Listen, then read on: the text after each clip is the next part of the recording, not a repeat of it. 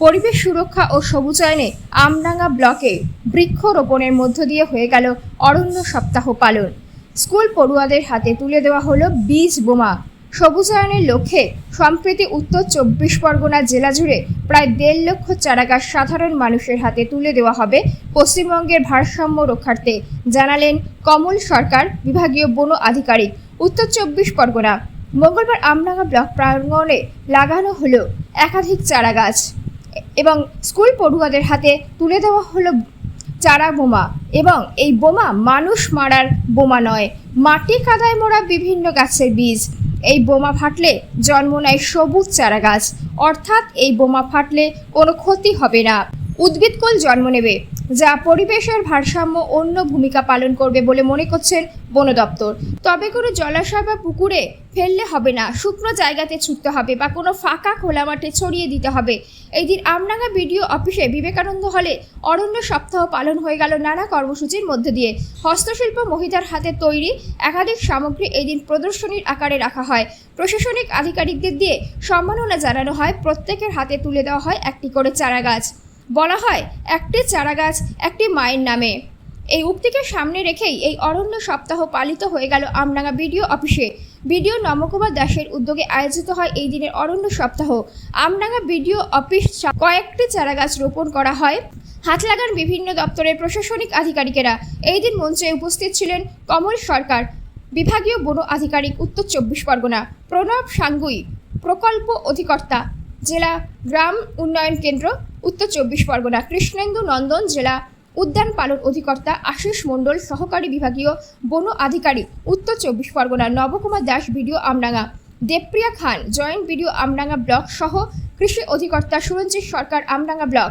এছাড়া বিভিন্ন দপ্তরের প্রশাসনিক আধিকারিকেরা, এলাকার সমাজসেবী গুণীজনেরা ও পার্শ্ববর্তী বহু স্কুলের পড়ুয়ারা।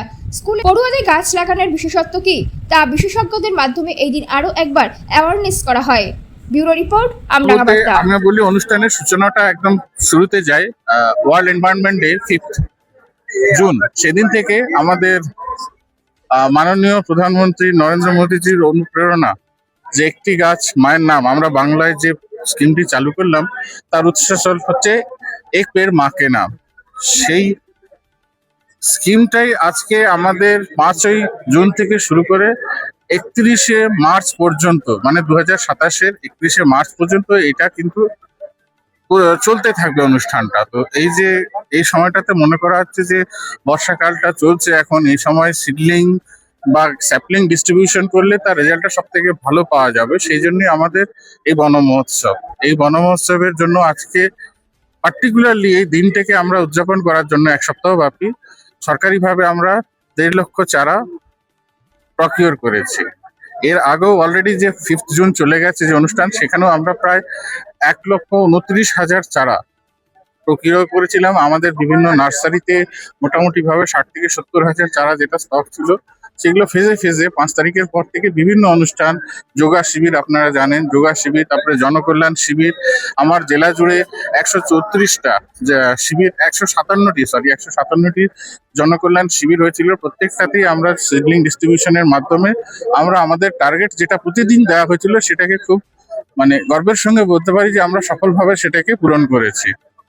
এরপরেও যেটা দেখতে হবে, যেটা জরুরি হবে, যে এই যে চারাটা এত বিতরণ করা হচ্ছে, একটা মূল্যবান গাছ বিতরণ করা হচ্ছে, সেটা পরিচর্যার ব্যাপারে আমরা যতটা যত্নশীল হব, যারা নিয়ে যাচ্ছেন বা যে সমস্ত অর্গানাইজেশনের মাধ্যমে আমরা বিতরণ করছি তাদের কাছেও আমাদের স্বনির্বন্ধ অনুরোধ, যাতে এই গাছের চারাটি বেড়ে ওঠার জন্য যা যা পরিচর্যা, সুরক্ষা এবং যত্ন করা দরকার সেটার চেষ্টা করা হয়, যাতে আমরা আমাদের পক্ষ থেকে এই অভিযান চালিয়ে যাব। চারা ডিস্ট্রিবিউশন, চারা বৃক্ষরোপণ, যেখানে যখন যেভাবে প্রস্তাব আসবে গাছ লাগানোর জন্য আমরা ঝাঁপিয়ে পড়ব।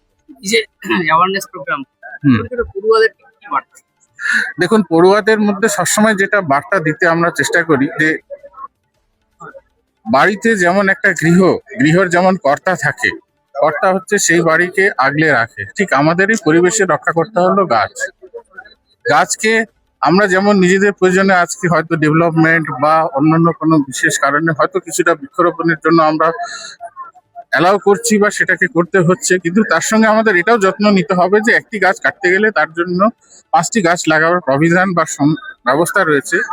সেই গাছটাকে সুরক্ষা রাখার দায়িত্ব যেমন জনগণের, কিন্তু এই গাছ লাগাবার দায়িত্বটা সব থেকে বেশি ভালোভাবে মানে প্রয়োগ করার জায়গা হলো ছাত্রছাত্রীরা। কারণ জানেন, ছোটদের শিশু মন, ওদেরকে যেটা বোঝানো যায় সেটা খুব সহজভাবে এবং স্বাভাবিকভাবে ওরা নিতে পারে। আমরা বড়দের মধ্যে অনেক রকমের জটিলতা আসে, অনেক রকমের রেস্ট্রিকশনস থাকে, অনেক রকমের বাধ্যবাধকতা থাকে, কিন্তু ছোট মনে আপনারা জানেন খুব সহজেই সেটাকে অ্যাকসেপ্টেবিলিটি থাকে। সেই জন্যই যে কোনো উদ্যোগ বা যে কোনো যেটা কাজ সহজে করার স্কোপ থাকে, যেটা ভালো কাজ করার স্কোপ থাকে, আমরা সবসময় ছাত্রছাত্রীদের নিয়ে অনুষ্ঠানগুলো করি। এটাই বার্তা। একটা সবুজ পরিবেশ গড়ে তুলতে হবে, সুরক্ষিত পরিবেশ গড়ে তুলতে হবে। এবং লাস্ট একটা কথা, there is no planet B. আমাদের একটাই মাত্র রয়েছে পৃথিবী, সেটাকে আমাদেরকে সচল রাখতে হবে, সুরক্ষিত রাখতে হবে, পরিবেশকে রক্ষা করতে হবে। আমার নাম কমল সরকার, আমি divisional forest officer, 24 Pargana north division. নমস্কার সকলকে এখানে আসার জন্য অনেক অনেক ধন্যবাদ। সবুজ পরিবার আজ অরণ্য সপ্তাহের সূচনা লগ্ন আমডাঙ্গা ব্লকে হচ্ছে, সেখানে উপস্থিত রয়েছেন সম্মানীয় অরণ্য আধিকারিক, উত্তর চব্বিশ পরগনার বিভাগীয় বন আধিকারিক ডক্টর কমল সরকার। নদীর পরে তার সাথে আমার এখানে নতুন করে দেখা হলো। আমাদের মধ্যে রয়েছেন বিশিষ্ট ফটক সামগ্রী মহাশয়, পিডিডিআরডিসি এবং এরিয়ান হিসেবে তিনি জেলা প্রতিনিধিত্ব করছেন। তাকে আমার পক্ষ থেকে অনেক অনেক অভিনন্দন স্যার। সঙ্গে হর্টিকালচার এরিয়া স্যার, বিশিষ্ট আধিকারিকরা যারা রয়েছে এবং ব্লক স্তরের জেলা স্তর থেকে সকলকে আমরা ব্লকের পক্ষ থেকে স্বাগত জানাচ্ছি এবং এরকম একটা অনুষ্ঠানের সূচনা আমাদের করার জন্য। আসলে মানুষ প্রকৃতির সত্তায়, প্রকৃতির সত্তা থেকে একসময় প্রকৃতির নিয়ন্ত্রক হয়ে উঠল। সমস্যা একটা সময় পৃথিবী সবুজ ছিল, নতুন সরকার যখন স্বাধীন হলো দেশ, তারপরে যখন আমাদের স্বাধীনতার পরে 1950 সালে প্রথম সিদ্ধান্ত নেওয়া হয়েছিল এরকম একটা আর হাত ধরে প্রত্যেক বছর পালন করা হচ্ছে। বছরের সবচেয়ে বড় প্রাপ্তি মাননীয় প্রধানমন্ত্রী মায়ের নামে একটি গাছ বা এক পের মাকে নাম, এই যে কর্মসূচি গ্রহণ করেছেন মাননীয় প্রধানমন্ত্রীর কথা সূত্র ধরে আমাদের রাজ্যের মুখ্যমন্ত্রী মহাশয় তিনি আমাদের জেলা একদম গ্রাম স্তরে মাটিতে কাছে গিয়ে বৃক্ষরোপণ কর্মসূচি গ্রহণ করার জন্য রয়েছেন। তারই পদ্ধতি আজকে আমরা এখানে উপস্থিত হয়েছি। তো বিশেষ আমি বক্তৃতা করার জন্য সকলকে ধন্যবাদ জানাবো। আর ছাত্রছাত্রীদের কিছু উপহার দেবো। উপহারগুলো এটা উপহার মতো মনে হতে পারে, সিট বল বেসিক্যালি এর মধ্যে বীজ রয়েছে, ছুঁড়ে যেখানে পাঠাবে, যেখানে পৌঁছাবে এই বৃষ্টি বর্ষার মধ্যে, সেখানে কিন্তু কাজ হবে। আমি ছুঁড়ে দেবো, ধরে নেবে হাতে, কিন্তু মাথায় কিন্তু লাগতে পারে, দেখে নিন। পুকুরে ফেললে হবে না, পড়ে যাবে। আমি এখান থেকেও দেবো তোমাদের যাওয়ার সময়। আর এখন আমি প্রতিদিন সামনে সেভাবে গাছ দিয়েছি, আমাদের সামনে গাছ প্রথমে দিয়ে বসা দিয়ে গাছগুলো দাঁড়ালে করবো। আমাদের মধ্যে রয়েছেন সম্মানিত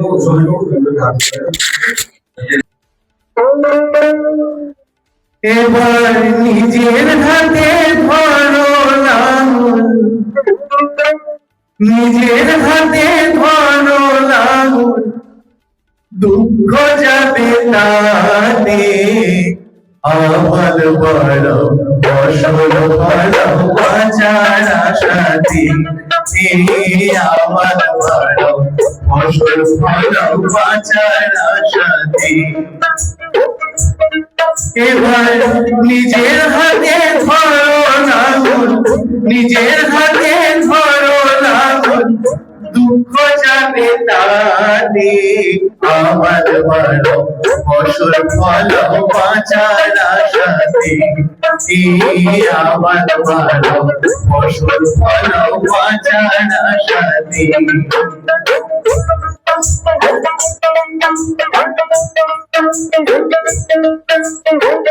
বাড়ির পাশে পথিন জমি আবার করো ভাই, ধান কাটিয়া মুখ সরিষা লাগাও মাসকলাই ভাই রে, লাগাও বাসনায় গরিব চাষি দুঃখ যাবে থাকবে তারা সুখে সোনার দেশের সোনার মানুষ সোনার দেশের সোনার মানুষ সোনা ফলাও মাটিতে আমার ভালো ফসল ফলাও বাঁচার আশাতে আমার ভালো ফসল ফলাও বাঁচার আশাতে এবার নিজের হাতে ধরো লাঙল নিজের হাতে ধরো লাঙল দুঃখ যাবে তাতে আমার ভালো ফসল ফলাও বাঁচার আশাতে আমার ভালো ফসল ফলাও বাঁচার আশাতে